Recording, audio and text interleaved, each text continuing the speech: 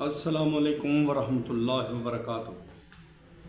जनाब अली सूफ़ी सफ़र चैनल हमने एक सिलसिला शुरू कर रखा था सीरतुन नबी का, कदम ब कदम अब्दुल्ला फ़ारानी की लिखी हुई तसनीफ़ है। तो चूँकि दरमियान में मुहर्रम शरीफ का महीना भी चल रहा है, तो इसलिए हमारी ज़्यादा तवज्जो थी वो मुहर्रम के बयानात के बारे में थी, लेकिन मैंने ज़रूरी समझा कि इस सिलसिले को भी साथ साथ चलाया जाए। तो हम पहुँचे थे जनाब नबी पाक सल्लल्लाहु अलैहि वसल्लम की पहली वही के चैप्टर पे। तो हुआ ये है कि जिस सुबह जिब्रील अलैहिस्सलाम वही लेकर आए वो पीर की सुबह थी, और पीर की सुबह ही आप इस दुनिया में तशरीफ़ लाए थे। आप फरमाया करते थे कि पीर के दिन का रोज़ा रखो, क्योंकि मैं पीर के दिन पैदा हुआ, पीर के दिन ही मुझे नबुव्वत मिली। बहरहाल इस बारे में रवायात मुख्तलिफ हैं। ये बात तय है कि इस वक्त आपकी उम्र मुबारक जो थी वो 40वां साल था। आप उस वक्त नींद में थे कि जिब्रील अलैहिस्सलाम तशरीफ़ ले आए। उनके हाथ में एक रेशमी कपड़ा था और उस कपड़े में एक किताब थी। उन्होंने आते ही कहा इकरा, यानी पढ़िए। आपने फरमाया मैं नहीं पढ़ सकता, यानी मैं पढ़ा लिखा नहीं हूँ। इस पर जिब्रील अलैहिस्सलाम ने आपको सीने से लगाकर भेंचा। आप फरमाते हैं उन्होंने मुझे इस जोर से भेंचा कि मुझे मौत का गमान हुआ। इसके बाद उन्होंने मुझे छोड़ दिया और फिर कहा पढ़िए, यानी जो कुछ मैं कहूँ वो पढ़िए। इस पर आपने फरमाया मैं क्या पढ़ूँ? तब जिब्रील अलैहिस्सलाम ने सूरत अलग की ये आयात पढ़ी। उसका तर्जमा ये है कि ए पैगंबर सल्लल्लाहु अलैहि वसल्लम, आप पर जो कुरान नाज़िल हुआ करेगा अपने रब का नाम लेकर पढ़ा कीजिए, यानी जब भी पढ़े बिस्मिल्लाहिर्रहमानिर्रहीम पढ़ा कीजिए। जिसने मखलूक़ात को पैदा किया, जिसने इंसान को खून के लुथड़े से पैदा किया, आप कुरान पढ़ा कीजिए। और आपका रब बड़ा करीम है, जो चाहता है अता करता है, और ऐसा है जिसने लिखे पढ़ों को कलम से तालीम दी, और आम तौर पर इंसानों को दूसरे ज़रियों से इन चीज़ों की तालीम दी जिनको वो नहीं जानता था। आप फरमाते हैं मैंने इन आयतों को इसी तरह पढ़ दिया, जिसके बाद वो फरिश्ता मेरे पास से चला गया। ऐसा लगता था गोया मेरे दिल में एक तहरीर लिख दी गई है, यानी ये कलमात मुझे ज़बानी याद हो गए।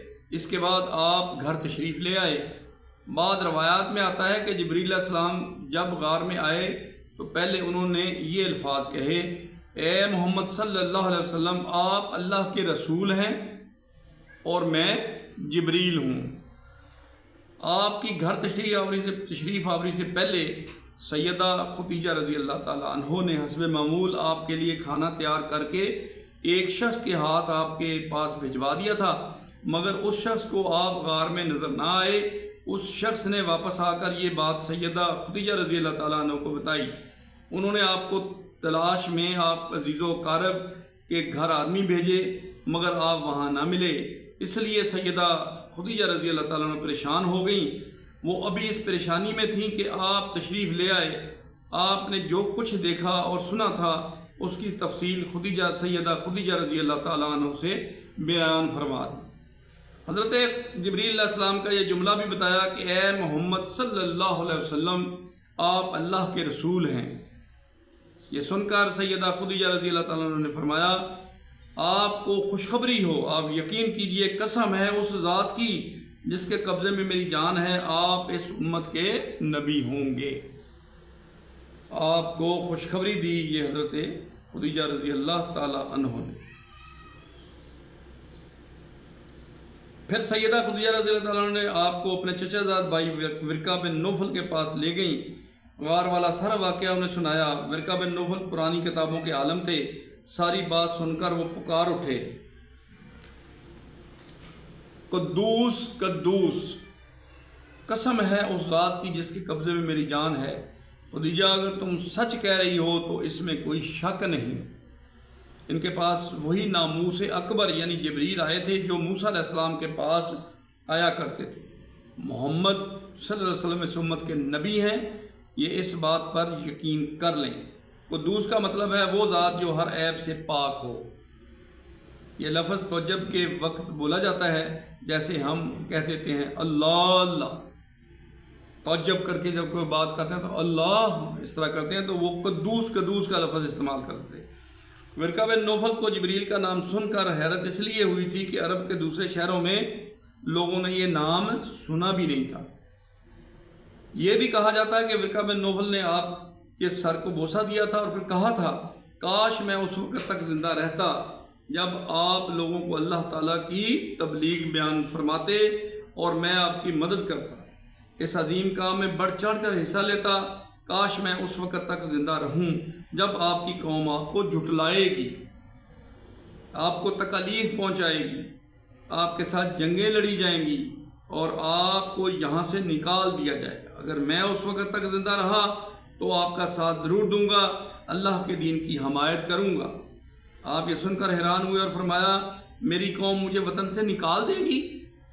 آپ نے بڑی حیرانگی سے یہ سوالیہ نشان چھوڑا اس میں کہ میری قوم مجھے وطن سے نکال دے گی۔ جواب میں ورقہ بن نوفل نے کہا ہاں، اس لیے کہ جو چیز آپ لے کر آئے ہیں اسے لے کر جو بھی آیا اس پر ظلم و ستم ڈھائے گئے۔ اگر میں نے وہ زمانہ پایا تو میں ضرور آپ کی مدد کروں گا۔ ورقہ بن نوفل نے حضرت خدیجہ رضی اللہ تعالیٰ عنہ سے یہ بھی کہا تمہارے خامد بے شک سچے ہیں، در حقیقت یہ باتیں نبوت کی ابتدا ہے، یہ اس امت کے نبی ہیں۔ لیکن اس کے کچھ ہی مدت بعد ورقہ بن نوفل کا انتقال ہو گیا، انہیں حجون کے مقام پر دفن کر دیا گیا۔ چونکہ انہوں نے آپ کی تصدیق کی تھی اس لیے نبی اکرم صلی اللہ علیہ وسلم نے ان کے بارے میں فرمایا ہے میں نے ورقہ بن نوفل کو جنت میں دیکھا ہے، ان کے جسم پر سرخ لباس تھا۔ ورقہ سے ملاقات کے بعد آپ گھر تشریف لے آئے، اس کے بعد ایک مدت تک جبریل علیہ السلام آپ کے سامنے نہیں آئے۔ درمیان میں جو وقفہ ڈالا گیا اس میں اللہ تعالیٰ کی یہ حکمت تھی کہ آپ کے مبارک دل پر جبریل علیہ السلام کو دیکھ کر جو خوف پیدا ہو گیا تھا اس کا اثر زائل ہو جائے اور ان کے نہ آنے کی وجہ سے آپ کے دل میں وحی کا شوق پیدا ہو جائے۔ چنانچہ ایسا ہی ہوا، حضرت جبریل علیہ السلام کی آمد کے بعد سلسلہ رک جانے کے پر آپ کو بہت صدمہ ہوا۔ کئی بار آپ پہاڑوں کی چوٹیوں پر چڑھ گئے تاکہ آپ خود کو وہاں سے گرا کر ختم کر دیں، لیکن جب بھی آپ ایسا کرنے کی کوشش کرتے جبریل علیہ السلام آپ کو پکارتے اے محمد آپ حقیقت میں اللہ تعالیٰ کے رسول ہیں۔ یہ کلمات سن کر آپ سکون محسوس کرتے، لیکن جب بھی وحی کا وقفہ کچھ اور گزر جاتا تو آپ بے قرار ہو جاتے، رنج محسوس کرتے اور اس طرح پہاڑ کی چوٹی پر چڑھ جاتے۔ چنانچہ پھر جبریل علیہ السلام آ جاتے اور آپ کو تسلی دیتے۔ آخر دوبارہ وحی نازل ہوئی، سورۃ المدثر کی پہلی 3 آیات اتری جس میں اللہ تعالیٰ فرماتا ہے اے کپڑے میں لپٹنے والے اٹھو، یعنی اپنی جگہ سے اٹھو اور تیار ہو جاؤ، پھر کافروں کو ڈراؤ اور اپنے رب کی بڑائیاں بیان کرو اور اپنے کپڑوں کو پاک رکھو۔ اس طرح آپ کو نبوت کے ساتھ تبلیغ کا حکم دیا گیا۔ ابن اسحاق لکھتے ہیں سیدہ خدیجہ رضی اللہ تعالیٰ عنہ پہلی خاتون ہیں جو اللہ اور اس کے رسول پر ایمان لائیں اور اللہ کی طرف سے جو کچھ آن رسول صلی اللہ علیہ وسلم لے کر آئے اس کی تصدیق کی۔ مشرکین کی طرف سے آپ کو جب بھی تکلیف پہنچی، صدمہ پہنچا، سیدہ خدیجہ رضی اللہ تعالیٰ عنہ نے آپ کو دلاسا دیا اور آپ کی ڈھارس بندھائی، آپ کو تسلی دی۔ سیدہ خدیجہ رضی اللہ تعالیٰ عنہ کے بعد دوسرے آدمی حضرت ابوبکر صدیق رضی اللہ تعالیٰ عنہ جو آپ کے پرانے دوست تھے، انہوں نے آپ کی زبان سے نبوت ملنے کا ذکر سنتے ہی فوراً آپ کی تصدیق کی اور ایمان لے آئے، اس لیے ان کو صدیق کا خطاب دیا گیا۔ بچوں میں سیدنا علی المرتضیٰ رضی اللہ تعالیٰ عنہ ہیں جو آپ پر پہلے ایمان لائے، اور ان کے ایمان لانے کا واقعہ کچھ اس طرح ہے۔ ایک دن آپ حضور پاک صلی اللہ علیہ وسلم کے پاس تشریف لائے، اس وقت سیدہ خدیجہ رضی اللہ تعالیٰ عنہ بھی آپ کے ساتھ تھیں اور آپ ان کے ساتھ چھپ کر نماز پڑھ رہے تھے۔ انہوں نے یہ نئی بات دیکھ کر پوچھا یہ آپ کیا کر رہے ہیں؟ نبی اکرم صلی اللہ علیہ وسلم نے ارشاد فرمایا یہ وہ دین ہے جس کو اللہ تعالیٰ نے اپنے لیے پسند کیا ہے اور اس کے لیے اللہ تعالیٰ نے اپنے پیغمبر بھیجے ہیں۔ میں تمہیں بھی اللہ تعالیٰ کی طرف بلاتا ہوں جو تنہا ہے، جس کا کوئی شریک نہیں۔ میں تمہیں اسی اللہ کی طرف بلاتا ہوں، لات اور عزا کی عبادت سے روکتا ہوں۔ حضرت علی رضی اللہ تعالیٰ عنہ نے یہ سن کر عرض کی یہ ایک نئی بات ہے، اس کے بارے میں میں نے آج سے پہلے کبھی نہیں سنا، اس لیے میں اپنے بارے میں ابھی کچھ نہیں کہہ سکتا، میں اپنے والد سے مشورہ کروں گا۔